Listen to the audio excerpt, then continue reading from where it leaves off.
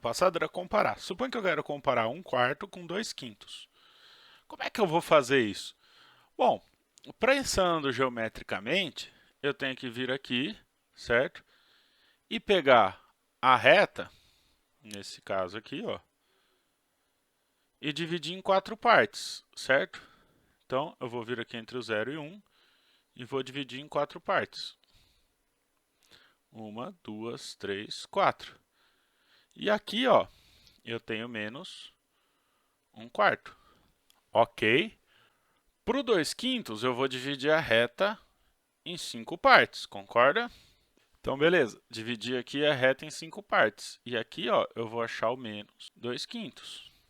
Gente, o número que está mais à direita, por exemplo, ó, o 5 é maior que o 4, não é? Quanto mais à direita, maior. Repara o seguinte, esse número está mais à direita do que esse número. Então, quem é o maior?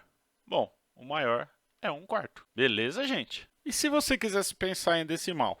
Bom, em decimal eu divido 1 por 4. Quando eu divido 1 por 4, eu tenho menos 0,25. E aqui eu divido 2 por 5, que quando eu faço essa divisão, eu tenho menos 0,40. Beleza? Então, gente, eu dever 40 é mais do que dever 25.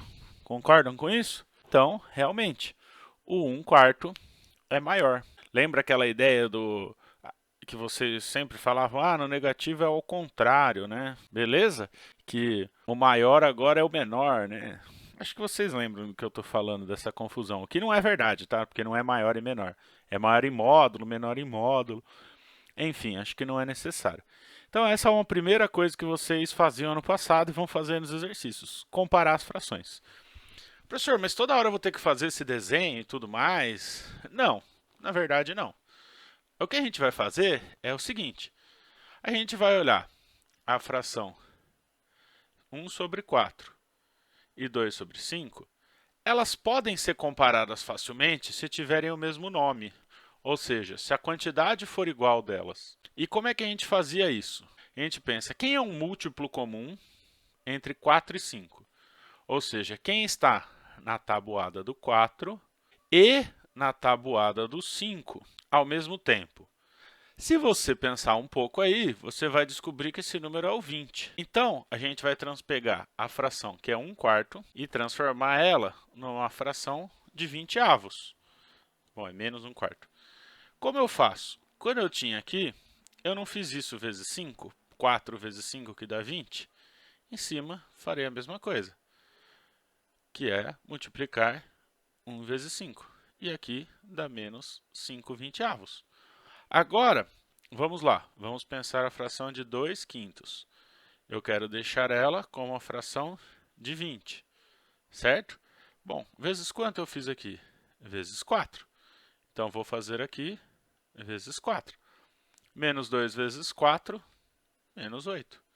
Então, comparando novamente, menos 8/20avos e menos 5/20avos. Professor, qual é a vantagem disso?